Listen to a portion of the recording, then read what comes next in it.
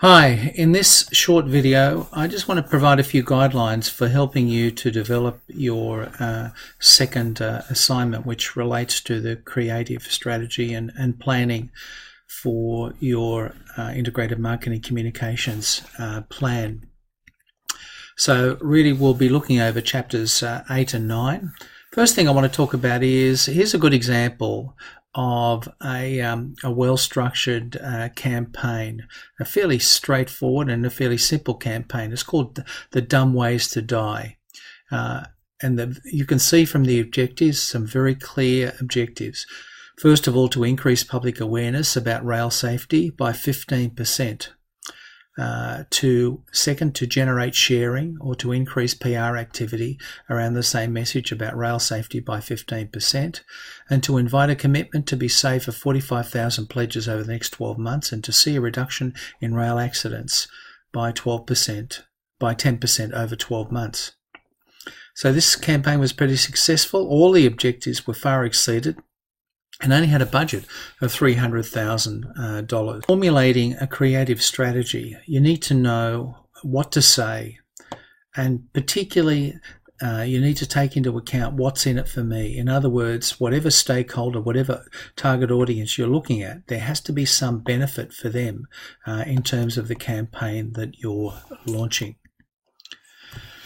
An example of some typical message topologies used in integrated marketing communications is, for example, the VW product recall, and many of the car companies have had product recalls over the past few years.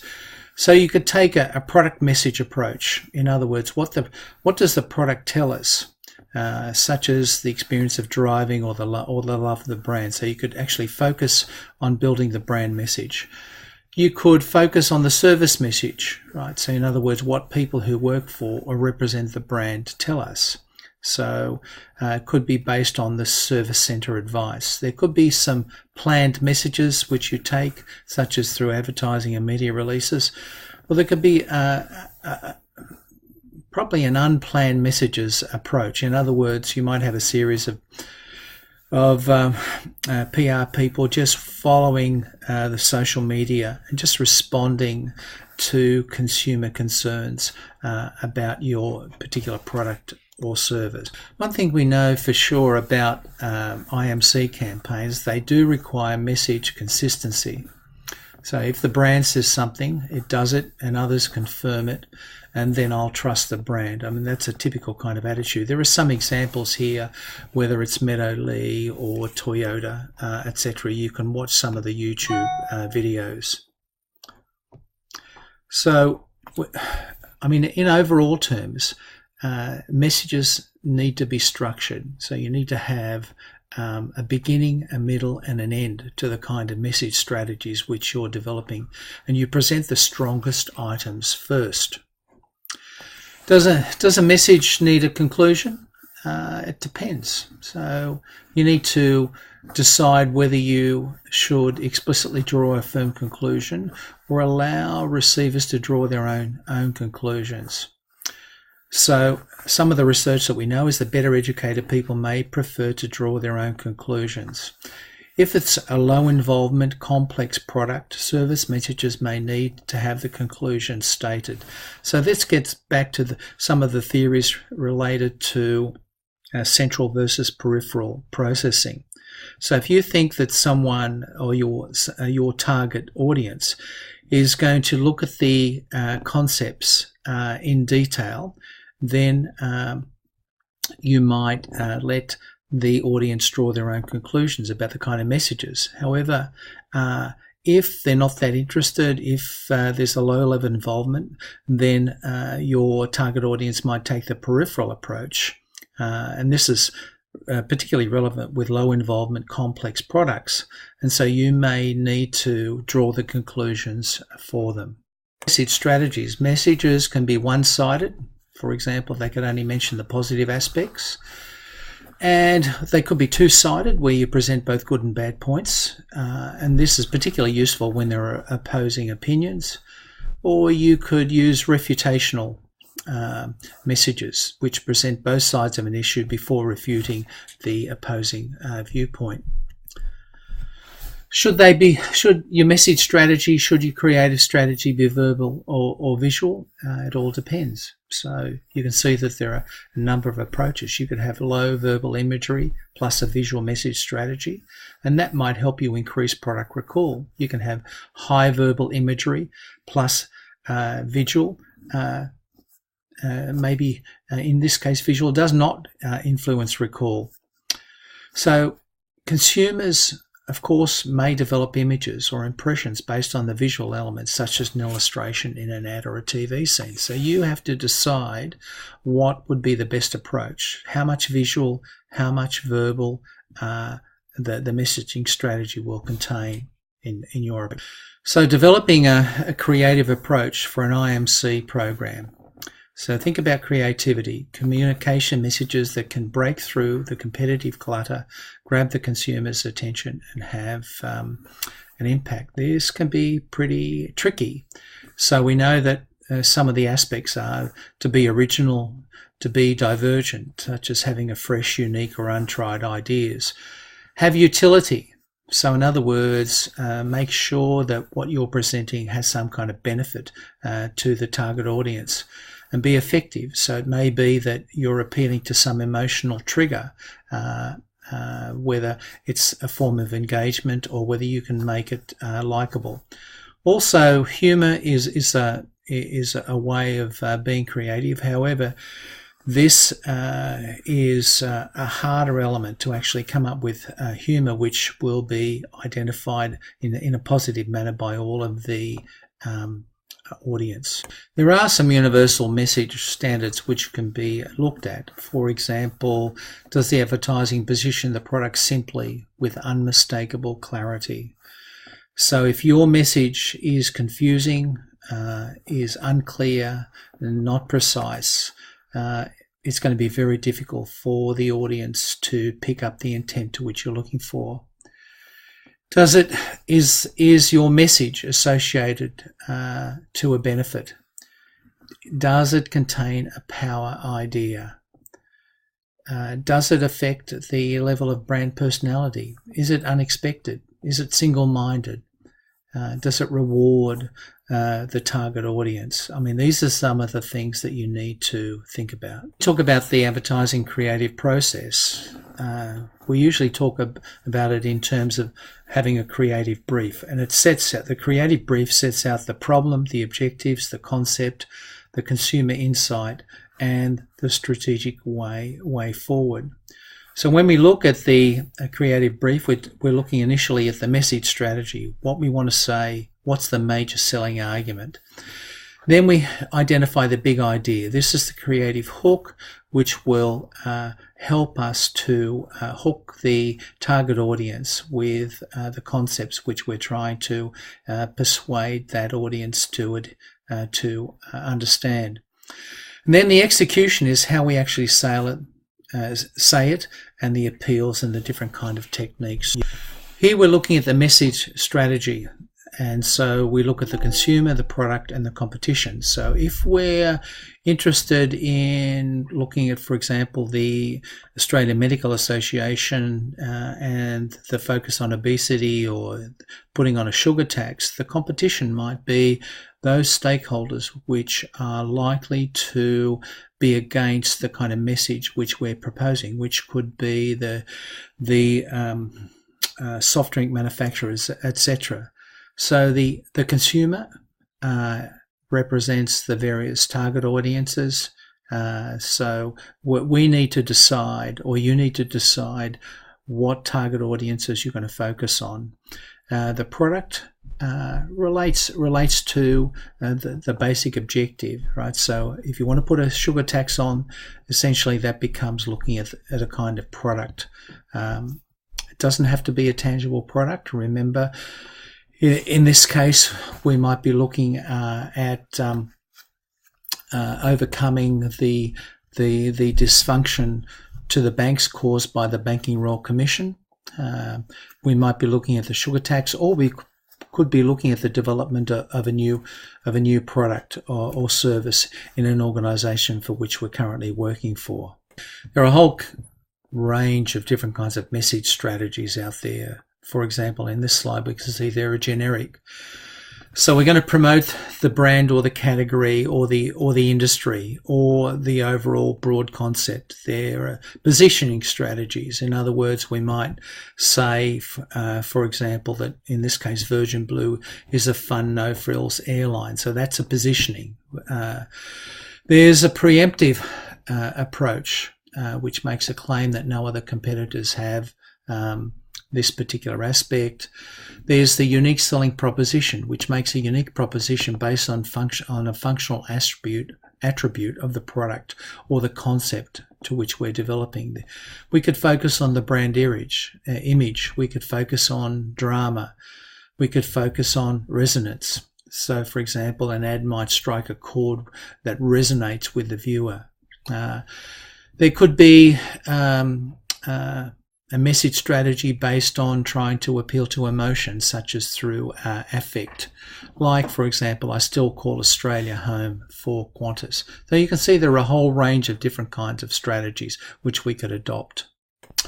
So when we look at the kinds of creative principles we can follow, here are some guidelines. For example, isolate the basic grassroots human want. So if we want to put a sugar tax on, we need to be talking about obesity and what it's doing, for example, to our health.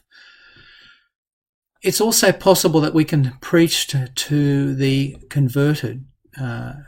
However, this can have this might be supporting the arguments which we already believe anyway. However, if we're trying to persuade a group of people who are not converted, then this can be problematic. Absolutely critical to keep it simple, and we need a brilliant execution. Certainly, many message strategies are aimed to appeal primarily to the heart, not to the head, and that is use the emotional appeal versus the rational kind of approach. Often we can get cut through very, very quickly if we can appeal to the emotional side. Talk in a friendly, human and local tone of voice, yes. Make the messages sympathetic to the medium, and particularly the ingredients for repetition. There's nothing like repeating stories, repeating principles, repeating arguments to get your viewpoint across. Important ingredient into developing a creative strategy is to develop the big idea. And here are some examples, like for instance, the Come On Aussie, Come On. And there are a number of YouTube videos which I've identified here, which you can have a look at. Louis the Fly, been around for ages. I still call Australia home, the best job in the world, dumb way to die. And you can watch some of the videos to see the kind of creative concepts which they used to help them develop this. Theoretical perspective, is there a creative thinking process? And according to Jung's model of the creative process, there are 5 steps involved. The first step is immersion, and that is find out as much as you can, gathering material and immersing yourself in the problem or the issue, and gradually you digest that information, take time to think about it, and sometimes these ideas, they just incubate for a while. It's taking it out of your conscious mind into your subconscious, and eventually, if you've immersed yourself enough in these kind of concepts, you'll reach that eureka or that ha-ha moment. And then there's the reality of verification. You study it and test it to see if it can be used in a practical sense. Critical aspect to realize, though, is that there's no magic formula. Some people are more creative than others, and sometimes you can develop skills in this, but other times it's not so easy to come up with the right kind of ideas. Let's quickly talk about the kinds of message appeals which are used. And there are 2 major types here. The first one relates to informational appeals. These are rational appeals, focus on the facts, learning and logic of persuasion. So in other words, we focus on the cognitive aspects. We focus on the practical, functional, utilitarian benefits or the reasons. So it could be it increases the comfort, it's convenient, there's the economy, there's the health-related aspects, there's price. So then there are the transformational appeals, which essentially focus on emotion. They might focus on the social or psychological needs. They're used more effectively when there's little differentiation between the brands. In a typical situation of the banks, there's very little difference between the banks. They also work well during economic downturns, and if you can identify, for example, brands which have some kind of personality associated with them, you can develop a unique set of psychological characteristics for particular brands. Some of the typical kinds of emotional message appeals relate to safety. So you could focus on personal states or feelings or social-based feelings. So, for example, if it's personal, it might be safety. And so you arouse someone to the safety concerns. There may be security, fear, love, affection, happiness, joy, nostalgia, sentiment. In regard to social-based feelings, there's the issue of recognition or status or respect or involvement or embarrassment.